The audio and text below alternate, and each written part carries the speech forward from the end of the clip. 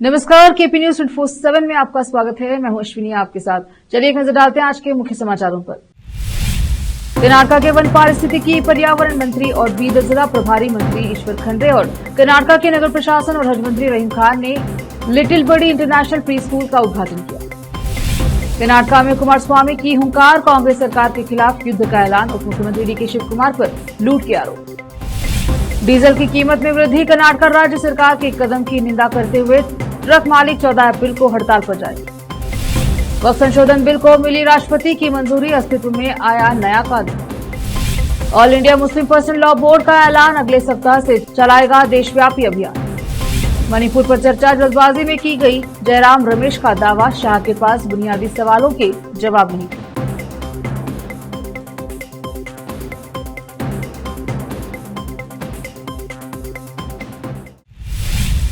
अब समाचार विस्तार से। शनिवार 6 अप्रैल को बीदर के टीचर्स कॉलोनी गुम्पा रोड पर स्थित लिटिल बड़ी इंटरनेशनल प्री स्कूल के उद्घाटन समारोह में मुख्य अतिथि कर्नाटक के वन पारिस्थितिकी पर्यावरण मंत्री और बीदर जिला प्रभारी मंत्री ईश्वर खंड्रे और कर्नाटक के नगर प्रशासन और हज मंत्री रहीम खान रहे। स्कूल के चेयरमैन ने सभी अतिथियों का स्वागत और सम्मान किया। मुख्य अतिथि मंत्री ईश्वर खंड्रे और मंत्री रहीम खान ने स्कूल का उद्घाटन रिबन काट कर किया। इस अवसर पर हिरेमठ संस्थान भालकी के डॉक्टर बसवलिंगा पट्टदेवरू, बीदर दक्षिण के विधायक doctor Shailendra Biladade, Bidar CMC chairman Mohammed Ghouse, MLC MG Mule, बूढ़ा के पूर्व अध्यक्ष बाबूवाली, कर्नाटक विधान परिषद के पूर्व सदस्य रघुनाथ राव मलकापुरे के अलावा अन्य मौजूद रहे। कैमरामैन महेश जगे का कवरेज। केंद्रीय इस्पात मंत्री एच डी कुमारस्वामी ने मुख्यमंत्री सिद्धरामैया और उप मुख्यमंत्री डीके शिवकुमार के खिलाफ हुंकार भरी। उन्होंने दोनों पर सत्ता का दुरुपयोग करके उन्हें परेशान करने का आरोप लगाया। इस दौरान कुमारस्वामी ने कर्नाटक सरकार के खिलाफ युद्ध की घोषणा की। केंद्रीय मंत्री ने कांग्रेस सरकार को चेतावनी दी कि वह उन्हें भड़काए नहीं। कुमारस्वामी ने दावा किया कि उनके पास कांग्रेस और उसके नेताओं को निशाना बनाने के लिए पर्याप्त सामग्री है। इस दौरान उन्होंने बिदादी के पास केतागनहल्ली में उनके परिवार द्वारा कथित आक्रमण को हटाने के सरकार के कदम का जिक्र किया। साथ ही उप मुख्यमंत्री डीके शिवकुमार पर लूट का आरोप लगाया। उन्होंने कहा कि उप मुख्यमंत्री उनके खिलाफ प्रतिशोध की राजनीति कर रहे हैं। केंद्रीय मंत्री कुमारस्वामी ने बेंगलुरु में प्रेस वार्ता की। इस दौरान उन्होंने कहा कि मैं मीडिया के माध्यम से कर्नाटक सरकार को चुनौती देने आया हूं। उन्होंने कहा कि 40 साल पहले मैंने 46 एकड़ जमीन खरीदी थी। मैं जमीन से किसान की तरह कमा रहा था। उन्होंने कहा कि 40 साल में मैंने कभी भी ऐसी बदले की राजनीति नहीं देखी। इस दौरान कुमारस्वामी ने सीएम सिद्धरामैया और उप मुख्यमंत्री डीके शिवकुमार पर सत्ता का दुरुपयोग करके उन्हें परेशान करने का आरोप लगाया। आवश्यक वस्तुओं की कीमतों में वृद्धि के बाद कर्नाटक राज्य सरकार ने डीजल पर बिक्री कर बढ़ा दिया है, जिससे ट्रक मालिकों में रोष फैल गया है। ट्रक मालिक संघ ने डीजल की कीमतों में वृद्धि की निंदा करते हुए 14 अप्रैल की मध्यरात्रि से राज्य सरकार के खिलाफ विरोध प्रदर्शन करने का निर्णय लिया है। राज्य सरकार ने पहले ही डीजल पर बिक्री कर 2 रुपए बढ़ाने का आदेश जारी कर दिया है। इससे ट्रक मालिकों में गुस्सा है, इसलिए हड़ताल बुलाई गई है और 5 लाख ट्रकों का परिचालन बंद रहेगा।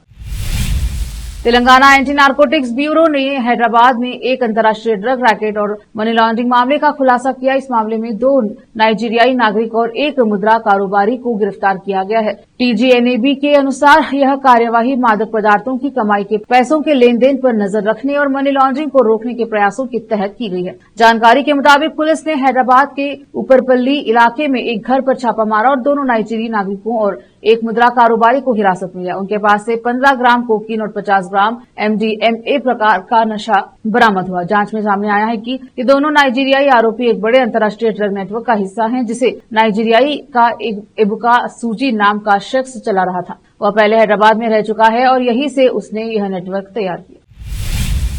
रुकते हैं छोटे से ब्रेक के लिए, जल्द लौटेंगे ब्रेक के बाद।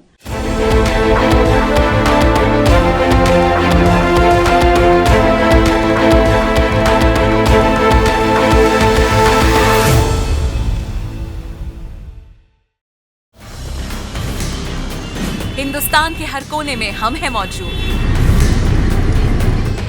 24 घंटे हालात पर गहरी नजर, खबरों से जुड़े चुपते सवालात और आपको दिखाता है धार्मिक, सामाजिक, राजनीतिक, लोकल और इंटरनेशनल न्यूज की सबसे बेहतर कवरेज, जो आपको रखती है हर पल बाखबर। देश और दुनिया भर की खबर के लिए देखते रहें KP news 24/7। Noor education trust Bidar की ओर से चलाए जाने वाला Noor MEd and BEd college Bidar, recognised by NCTE Delhi and affiliated to Bidar University, Bidar. Admission are open for the academic year 2023-24. विशेषज्ञ और सक्षम शिक्षकों द्वारा शिक्षा प्राप्त करने के लिए नूर एमएड एंड बीएड कॉलेज में दाखिला लें और शांत वातावरण में शिक्षा प्राप्त करें। बीदर शहर में बेहतर शिक्षा का एकमात्र केंद्र Noor MEd and BEd college, Shahpur gate, Bidar. Phone numbers 9945283920, 8482221297।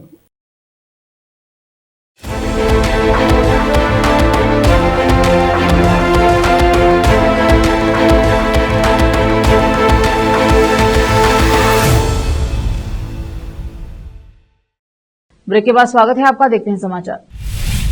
वक्फ संशोधन बिल अब कानून बन गया है। संसद के पास होने के बाद वक्फ संशोधन बिल को राष्ट्रपति के पास भेजा गया था, जिसे राष्ट्रपति की मंजूरी मिल गई है। राष्ट्रपति द्रौपदी मुर्मू के हस्ताक्षर के साथ ही वक्फ बिल अब कानून बन गया है। अब नए वक्फ कानून को पूरे देश में लागू किया जाएगा, फिर उनके अनुसार आगे की सभी प्रक्रियाएं होंगी। मालूम हो कि वक्फ संशोधन बिल को पहले लोकसभा में पेश किया गया था, जहां लंबी चर्चा के बाद वक्फ संशोधन बिल 2025 के समर्थन में 288 और विरोध में 232 वोट पड़े हैं। फिर 3 अप्रैल को वक्फ बिल को राज्यसभा में पेश किया गया था। राज्यसभा में भी इस संशोधन बिल पर लंबी चर्चा हुई। सत्ता पक्ष के नेताओं ने इस बिल की जरूरत को बताया, जबकि विपक्ष ने इसे अल्पसंख्यकों का अधिकार छीनने वाला कानून बताया। लंबे बहस के बाद राज्यसभा में वक्फ संशोधन बिल 2025 के समर्थन में 128 वोट पड़े, जबकि इसके विरोध में 95 वोट पड़े। दोनों सदनों से पेश किए जाने के बाद इसे राष्ट्रपति के पास भेजा गया था। राष्ट्रपति की मंजूरी के बाद अब इसका गजट प्रकाशित कर दिया गया है।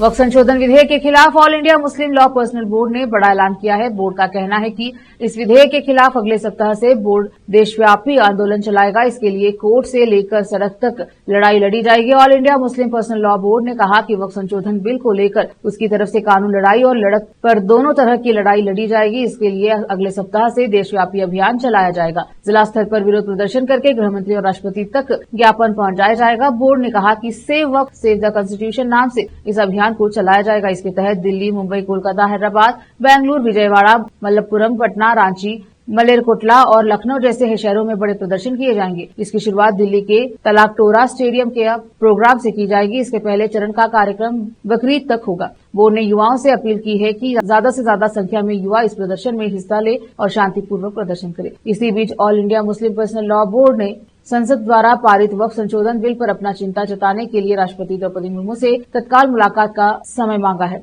इससे पहले कि राष्ट्रपति इस बिल को मंजूरी दे, AIMPLB के प्रवक्ता डॉक्टर SQ और इलियास ने बोर्ड के महासचिव मौलाना फजलुर रहीम मुजद्दी की ओर से लिखे गए पत्र के विषय को शेयर करते हुए लिखा, अधिनियम द्वारा पेश किए गए संशोधन में महत्वपूर्ण बदलाव शामिल है जो वक्फ संस्थान के प्रशासन और स्वायत्तता को प्रभावित करते हैं, जिन्होंने ऐतिहासिक रूप से धार्मिक और धर्मार्थ गतिविधियों में महत्वपूर्ण भूमिका निभाई।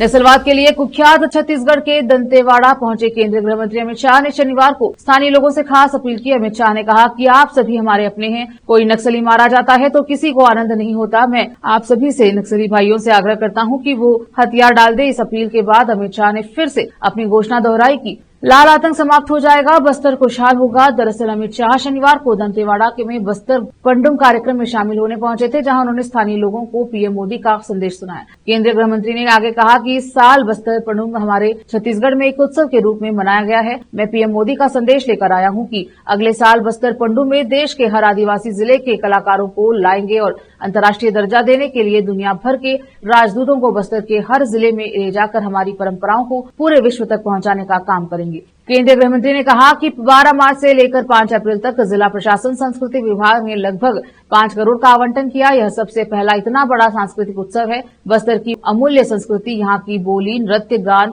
वाद्य यंत्र, पेय एवं भोजन पदार्थ केवल छत्तीसगढ़ ही नहीं अपितु संपूर्ण भारत के लिए अनमोल गहना है। वक्त एक और छोटे से ब्रेक का, जल्द लौटेंगे ब्रेक के बाद। हिंदुस्तान के हर कोने में हम हैं मौजूद। 24 घंटे हालात पर गहरी नजर, खबरों से जुड़े चुपते सवालात और आपको दिखाता है धार्मिक, सामाजिक, राजनीतिक, लोकल और इंटरनेशनल न्यूज की सबसे बेहतर कवरेज, जो आपको रखती है हर पल बाखबर। देश और दुनिया भर की खबर के लिए देखते रहें केपी न्यूज 24/7। ब्रेक के बाद स्वागत है आपका, देखते हैं समाचार।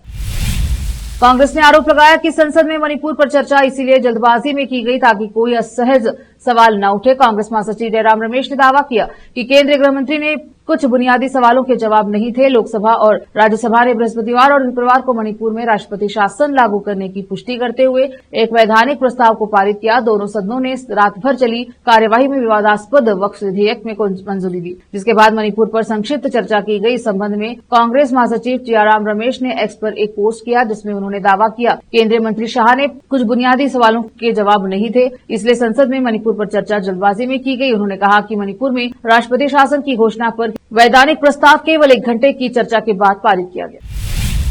केंद्रीय मंत्री चिराग पासवान ने वक्फ संशोधन विधेयक 2025 की आलोचना के लिए विपक्षी इंडिया गठबंधन पर निशाना साधा। उन्होंने कहा कि विपक्ष के नेता हमेशा जनता को सरकार के प्रति गुमराह करते हैं। चिराग पासवान ने कहा कि जब भी एनडीए सरकार कोई कानून, बिल या संशोधन लाती है जिसकी मदद से हम कमजोर वर्गों को मुख्यधारा से जोड़ सकते हैं, तब विपक्ष जनता के सामने सरकार के प्रति गलत धारणा पेश करने की कोशिश करता है। इसके साथ ही विपक्ष लोगों को गुमराह करने का असफल प्रयास करता है। चिराग पासवान ने आगे कहा कि हम उदाहरण के तौर पर देख सकते हैं कि जब सीए लागू हुआ था उस समय भी विपक्ष ने यही काम किया था। अनुच्छेद 370 हटाने के समय भी, राम मंदिर के निर्माण के वक्त भी विपक्ष ने लोगों को गुमराह करने की कोशिश की थी। अब वक्फ संशोधन विधेयक के समय भी विपक्ष वही काम कर रहा है। ऐसे करने से मुस्लिम समुदाय के कल्याण में रुकावट आ सकती है। वक्फ संशोधन बिल 2025 राज्यसभा में पारित हो गया है। राज्यसभा में बिल के पक्ष में 128 वोट पड़े हैं, 95 वोट विपक्ष में पड़े। इससे पहले लोकसभा में बिल के पक्ष में 288 वोट पड़े।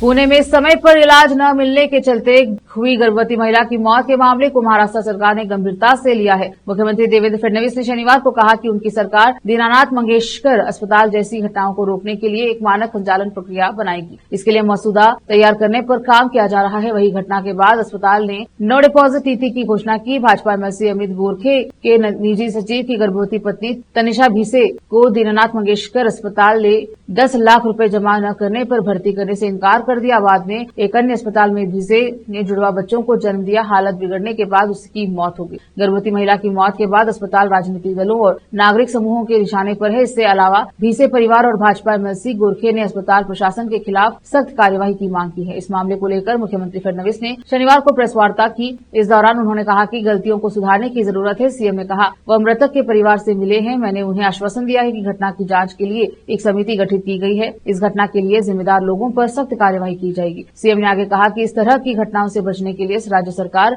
एसओपी पर काम कर रही है। चैरिटी कमिश्नर कार्यालय को इस संबंध में एक ज्ञापन दिया जाएगा। आधिकारिक आवास से नोटों के अधजले बंडल मिलने के बाद दिल्ली हाईकोर्ट से स्थानांतरित किए गए न्यायमूर्ति यशवंत वर्मा ने शनिवार को इलाहाबाद हाईकोर्ट में न्यायाधीश के रूप में शपथ ग्रहण किया। बताया जा रहा है कि उन्हें तब तक कोई न्यायिक कार्य नहीं दिया जाएगा जब तक उनके खिलाफ चल रही जांच पूरी नहीं हो जाती। शपथ ग्रहण के बाद हाईकोर्ट की आधिकारिक वेबसाइट पर इलाहाबाद हाईकोर्ट ने न्यायाधीशों की वरिष्ठता सूची में उनका नाम भी शामिल हो गया है। उधर इलाहाबाद हाईकोर्ट के बार एसोसिएशन ने मुख्य न्यायाधीश को पत्र लिखकर जस्टिस यशवंत वर्मा शपथ ग्रहण का विरोध किया। एसोसिएशन के सचिव विक्रांत पांडे ने अपने पत्र में कहा कि न्यायमूर्ति यशवंत वर्मा को शपथ ग्रहण कराने से पहले बार एसोसिएशन को बताया नहीं गया। हाईकोर्ट के ज्यादातर जजों को भी शपथ ग्रहण की सूचना नहीं दी गई। इस तरह का शपथ ग्रहण अस्वीकार्य है और बार एसोसिएशन इसकी निंदा करता है। आखिर में फिर एक बार देखते हैं मुख्य समाचार। कर्नाटका के वन पारिस्थितिकी पर्यावरण मंत्री और बीदर जिला प्रभारी मंत्री ईश्वर खंड्रे और कर्नाटका के नगर प्रशासन और हज मंत्री रहीम खान ने लिटिल बड़ी इंटरनेशनल प्री स्कूल का उद्घाटन किया। कर्नाटका में कुमारस्वामी की हुंकार, कांग्रेस सरकार के खिलाफ युद्ध का ऐलान, उप मुख्यमंत्री डीके शिव कुमार पर लूट के आरोप। डीजल की कीमत में वृद्धि, कर्नाटक राज्य सरकार के कदम की निंदा करते हुए ट्रक मालिक 14 अप्रैल को हड़ताल पर जाएंगे। वक्फ संशोधन बिल को मिली राष्ट्रपति की मंजूरी, अस्तित्व में आया नया कानून। All India Muslim Personal Law board का ऐलान, अगले सप्ताह से चलाएगा देशव्यापी अभियान। मणिपुर पर चर्चा जल्दबाजी में की गई, जयराम रमेश का दावा, शाह के पास बुनियादी सवालों के जवाब नहीं थे।